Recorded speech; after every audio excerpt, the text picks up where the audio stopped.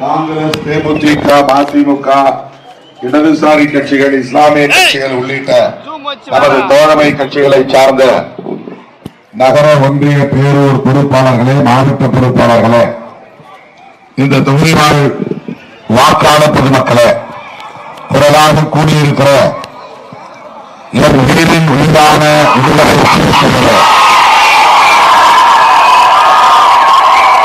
அனைவருக்கும் எனது பணிபார்ந்த வணக்கத்தை தெரிவித்துக் கொள்கிறேன். 4வது நாளாக நான் தொடர் சுற்றுப்பயணத்தில் ஈடுபட்டு வருகிறேன். விடுதலை சிறுத்தைகளின் வேட்பாளர்களுக்கும் நமது தோழமை கட்சியில் திமுக உள்ளிட்ட தோழமை கட்சிகளைச் சேர்ந்த வேட்பாளர்களுக்கும் வாக்கு சேகரித்து வருகிறேன். தமிழ்நாடு முழுவதும் நம்முடைய கூட்டணிக்கு மக்களின் ஏகோபித்த ஆதரவு பேரளவாக வீசுகிறது. நம்முடைய கூட்டணி தமிழ்நாடு எங்கிலும் மாபெரும் வெற்றியை பெறும். அதிலே ஒரு தொகுதி விக்கிரவாண்டி தொகுதி. ஏற்கனவே இடைத்தேர்தலில் அவர் வெற்றி பெற்று இந்த 2 ஆண்டுகளில் அவர் சாதித்திருக்கிற சாதனை போற்றுதலுக்குரியது. ஏறத்தாழ 700 கோடிக்கு மேலான திட்டங்களை கொண்டு வந்து சேர்த்திருக்கிறார். 5 வருஷம் முழுமையா இல்ல, 2 வருஷம் தான். சென்னை திடீர்னு டெல்லிக்கு வந்துட்டார். என்ன வந்து பார்த்தார். நானும் தோழர் ரவிக்குமார் அவர்களும் நாடாளுமன்ற கூட்டத்தொடரில் பங்கேற்பதற்காக டெல்லியிலே தங்கியிருந்த போது திடுமென தொலைபேசியிலே வந்து உங்களை சந்திக்க வேண்டும் என்று கேட்டார். தாராளமாக வாருங்கள் என்று நான் அன்பு அழைப்பு விடுத்தேன். வந்ததும் இந்த தொகுதி திட்டங்கள் பலவற்றை கடினமாக எழுதி கொண்டு வந்தார். குறிப்பாக நெடுஞ்சாலைத்துறை, நகாய் மிகப்பெரிய திட்டம். உடனடியாக அமைச்சரை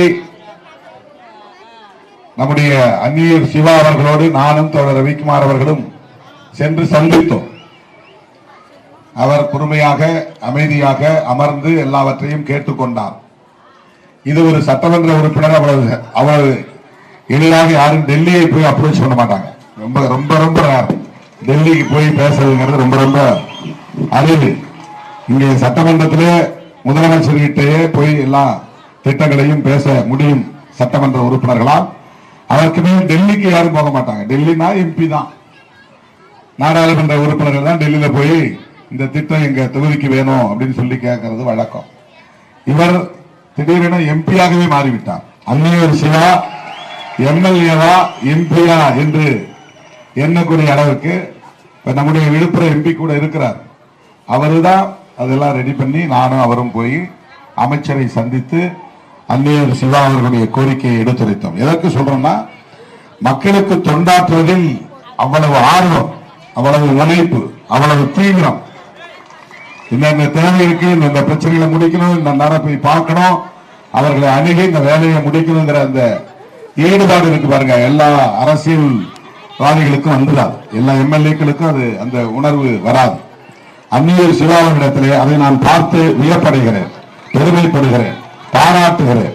லட்சக்கணக்கான விடுதலை சிறுத்தைகளின் சார்பில் அவருடைய ஆர்வத்தை நான் பாராட்டுகிறேன், அவருடைய ஈடுபாட்டை நான் பாராட்டுகிறேன், அவருடைய தீவிரத்தை நான் பாராட்டுகிறேன், அவருடைய முனைப்பை நான் பாராட்டுகிறேன்.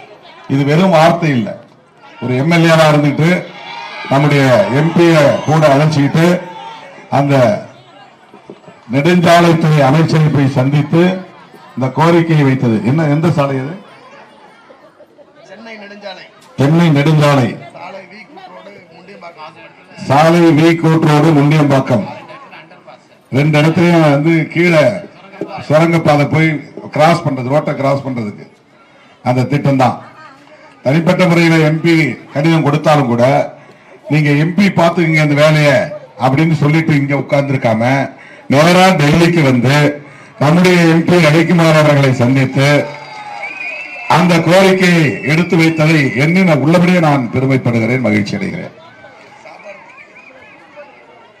என்னோட உட்காந்து சாப்பிட்டாரு. அதை நினைவு சொல்றாரு. உங்களோட உட்காந்து சாப்பிட்டோம் அப்படின்னு சொல்றாரு. இன்னைக்கு நான் திண்டிவனம் தான் முழு நாள் கொடுத்திருந்தேன். காலையில 8 மணில இருந்து இரவு 10 மணி வரையிலும். நம்முடைய அந்நியர் சிவா அவர்கள் அண்ணன் ஒரே ஒரு பாயிண்ட், நீங்க விக்கிரவாண்டிக்கு வரணும், சிறுத்தைகளை பார்க்கணும், அவர்களோடு நீங்கள் சில நிமிடங்கள் உரையாற்ற வேண்டும் அப்படின்னு சொன்னார். அதற்காக என் ப்ரோக்ராமை மாற்றி இந்த கொளுத்தும் வெயிலில் காத்து கிடக்கிற உங்களை வந்து பார்த்து உங்களிடத்திலே இந்த வேண்டுகோளை வைப்பதில் நான் பெருமைப்படுகிறேன், மகிழ்ச்சி அடைகிறேன். ஏற்கனவே நீங்கள் அவருக்குத்தான் வாக்களித்தீர்கள், வெற்றி பெற வைத்தீர்கள். இப்போதும் அவரை வெற்றி பெற வைக்க நீங்கள் ஏற்கனவே முடிவெடுத்து விட்டீர்கள். என்றாலும் கூட வித்தியாசத்தை உயர்த்தி காட்ட வேண்டும். எவ்வளவு வாக்கு வித்தியாசத்தில் உங்களுக்கு சொல்றேன், இந்த மாதிரி ஒரு எம்எல்ஏ உங்களுக்கு கிடைத்திருப்பது மிகப்பெரிய பாக்கியம் என்றுதான் நான் சொல்லுவேன். அவரை நீங்க விட்டுறக்கூடாது. அவருக்கு சாதி பார்த்து வேலை செய்யறது, மதம் பார்த்து வேலை செய்யறது, வேண்டியவங்களுக்கு செய்யறது, வேண்டாதவங்களுக்கு செய்யறது அப்படிலாம் கிடையாது. ரொம்ப இயல்பா எல்லோரோடும் இணக்கமாக இருக்கிறார். எல்லோருக்கும் தொண்டு செய்ய வேண்டும் என்கிற தொண்டுகளும் அவருக்கு இருக்கிறது. இந்த தொகுதி மக்களின் நன்மதிப்பை பெற வேண்டும், அதற்காக தீவிரமாக பணியாற்ற வேண்டும் என்கிற துடிப்பு அவருக்கு இருக்கிறது. ஆகவே என் வீரின் வீரான விடுதலை சிறுத்தைகளுக்கு நான் இருக்கிற வேண்டுகோள், அந்நியூர் சிவா வெற்றி பெற்ற பிறகு அவர் முதலமைச்சரிடத்தில் போய் சொல்ல வேண்டும், சிறுத்தைகளின் வாக்குகள் நமக்கு கொத்து கொத்தாக விழுந்தன, நம்முடைய வெற்றிக்கு விடுதலை சிறுத்தைகள் கட்சி மிகப்பெரிய பங்களிப்பு செய்திருக்கிறது என்று அவர் சொல்ல வேண்டும். நம்முடைய தொகுதி 8 தொகுதியிலும் வெற்றி பெறணும். திமுக காரங்க உற்சாகமா இருந்தாதான் நாம போட்டியிடக்கூடிய தொகுதிகள் அவங்க வேலை செய்வாங்க. விக்கிரவாண்டியில் அந்நியர் சிவாக்கு சிறுத்தைகள் தீவிரமாக வேலை செய்யறாங்கன்னா, திண்டிவனத்தில் திராவிட முன்னேற்ற கழக உடன்பிறப்புகள் தீவிரமாக வேலை செய்வார்கள். ஒரு ஆர்வம் தன்னியல்பால் வந்துடும். இன்னைக்கு நாம திமுக கூட்டணியில் இருந்துதான் இந்த அங்கீகாரத்தை பெற்றிருக்கிறோம். நாம 4 எம்எல்ஏ வென்றதுனால கூட இந்த அங்கீகாரம் கிடைக்கல. 2 எம்பி ஜெயிச்சதுதான் அங்கீகாரம் கிடைச்சது. அப்போ ஒரு உண்மையை நீங்க புரிஞ்சுக்கணும். இன்னைக்கு விடுதலை சிறுத்தைகள் கட்சி ஒரு மாநில கட்சியாக அங்கீகாரம் பெற்று திமுகவை போல அதிமுகவை போல சொந்த சின்னத்தை வென்றெடுத்திருக்கிறது என்றால் அதற்கு விழுப்புரம் தொகுதி மக்கள் நீங்கள் முக்கியமான பங்களிப்பு செய்திருக்கிறீர்கள். சிதம்பரத்தில் மட்டும் ஜெயிச்சிருந்தால் அங்கீகாரம் கிடைச்சிருக்காது. விழுப்புரத்திலும் ஜெயிச்சதுனாலதான் அங்கீகாரம் கிடைச்சது. அப்ப விழுப்புரத்தில் ரவிக்குமார் அவர்கள் ஜெயிப்பதற்கு திமுகவும் நமக்காக உழைத்ததால் தான் நம்ம ஜெயிச்சோம். அவங்க ஓட்டு கிடைத்ததால் தான் நம்ம ஜெயிச்சோம். அப்படி ஜெயிச்சதுனால்தான் இன்னைக்கு இந்தியாவிலேயே அம்பேத்கர் இயக்கங்கள் மாநில கட்சிகளாவோ அல்லது தேசிய கட்சிகளாவோ அங்கீகாரம் பெற்றதுன்னா 4 கட்சி தான். ஒன்னு பிஎஸ்பி மாயாவதி அம்மா கட்சி, இன்னொன்னு பீகார்ல ராம்விலாஸ் பாஸ்வான் கட்சி, இன்னொன்னு மகாராஷ்டிராவில் ராம்தாஸ் அத்வானி கட்சி. அது கூட ஏதோ அஸ்ஸாம்லயும் இங்கேதான் அவங்க மணிப்பூர்ல தான் அவங்க அங்கீகாரத்தை வாங்கி இருக்கிறாங்க, மகாராஷ்டிராவில் கிடையாது. அதுக்கு அடுத்து ஒரு பெரிய மாநிலத்தில் தமிழ்நாடு பெரிய மாநிலம், மணிப்பூர் சின்ன குட்டி நாடு, ஒரே ஒரு எம்பி தான் அங்க அங்கீகாரம் வாங்கிட முடியும். பாண்டிச்சேரி மாதிரி ஒரு சின்னது, ஒரு யூனியன் பிரதேசம் மாதிரி தான் அது. ஆனா தமிழ்நாட்டில் 234 சட்டமன்ற தொகுதி, 39 நாடாளுமன்ற தொகுதி, இதுல 2 எம்பி ஜெயிச்சு அங்கீகாரம் வாங்குறதுங்கிறது அவ்வளவு சாதாரணமானதல்ல. அகில இந்திய அளவில் 4வதா ஒரு அம்பேத்கர் இயக்கம் மாநில கட்சியாக அங்கீகாரம் பெற்று புதிய வரலாறு படைத்திருக்கிறது என்று சொன்னால் அது விடுதலை சிறுத்தைகள் கட்சி மட்டும்தான். யாரோடு சேர்ந்ததால்? திமுகவோடு சேர்ந்ததால். யாருடைய ஆதரவு இருந்ததால்? அண்ணன் முத்துவேல் கருணாநிதி ஸ்டாலின் அவர்களின் ஆதரவு நமக்கு கிடைத்ததால்.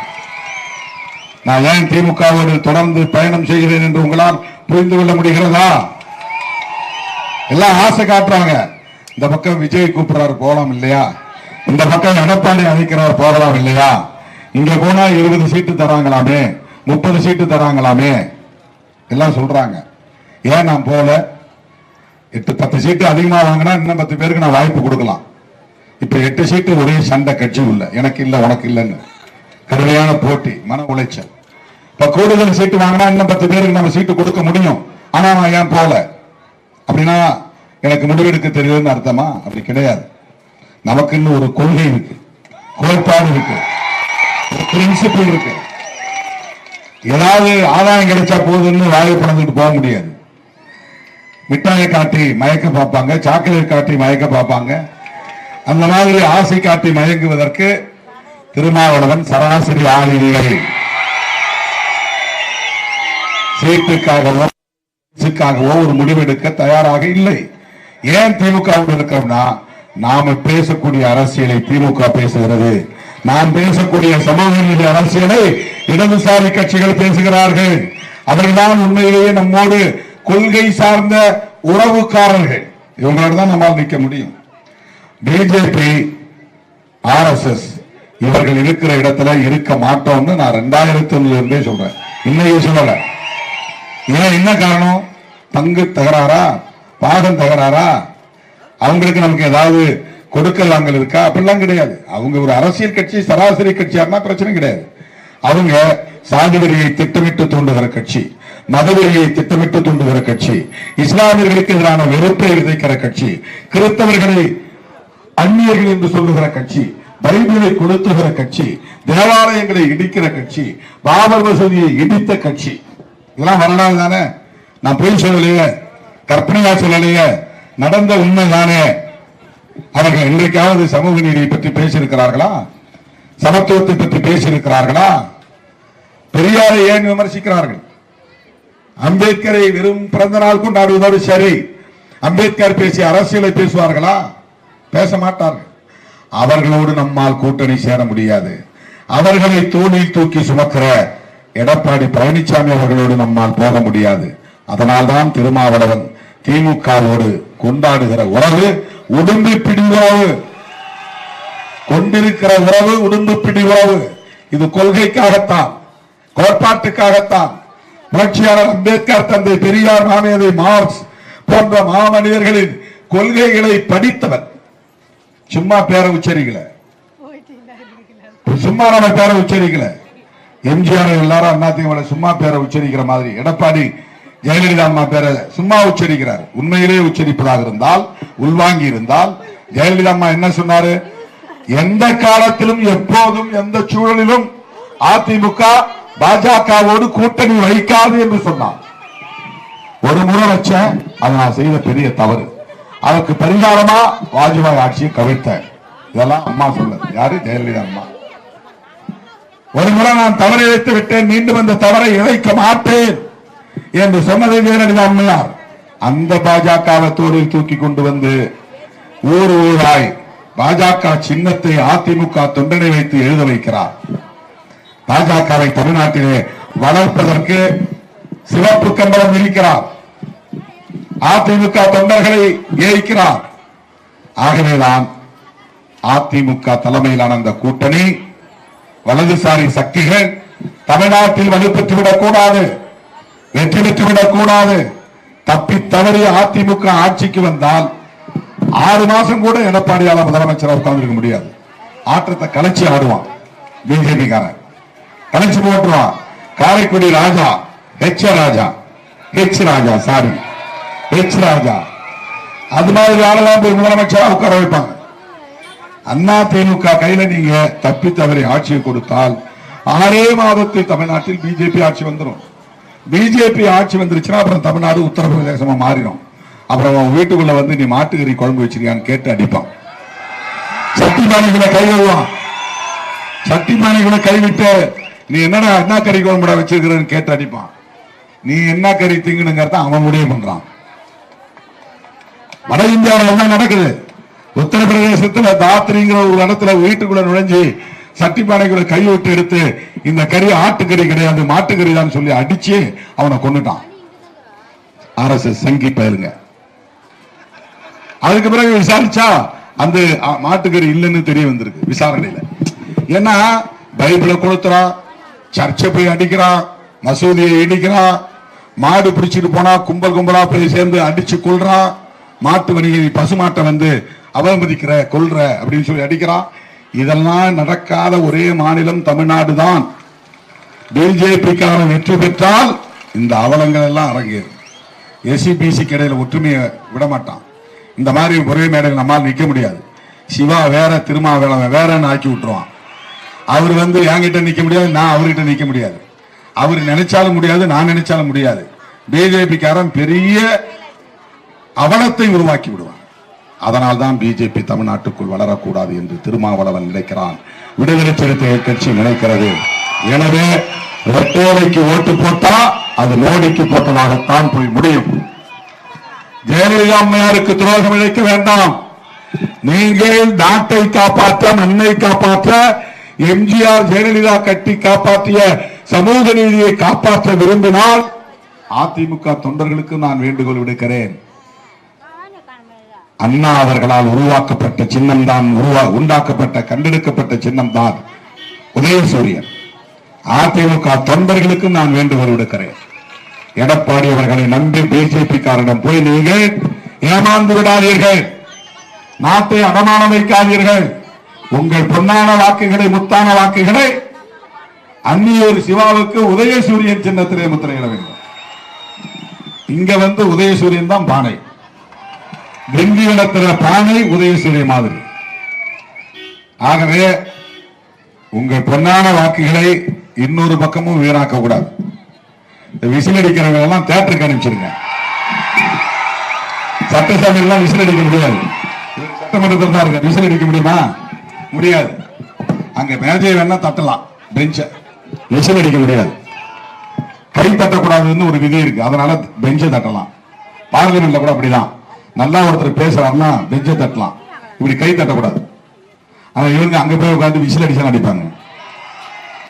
விசில் அடிக்கிறவர்களுக்கு தியேட்டர்ல தான் வேலை, அவங்களை மறுபடியும் தியேட்டருக்கே அனுப்பிச்சிடலாம்.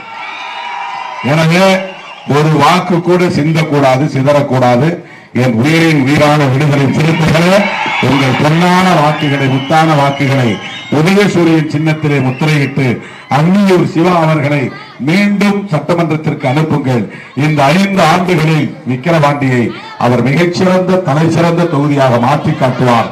அந்த நம்பிக்கை எனக்கு இருக்கிறது. ஆகவே உங்கள் வாக்குகளை உதயசூரியன் சின்னத்திலே முத்திரையிடுங்கள் என்று கேட்டு முடிக்கிறேன். நன்றி, வணக்கம். நமது சின்னம், நமது சின்னம், சிறுத்தைகளின் சின்னம், நமது சின்னம். நன்றி, நன்றி.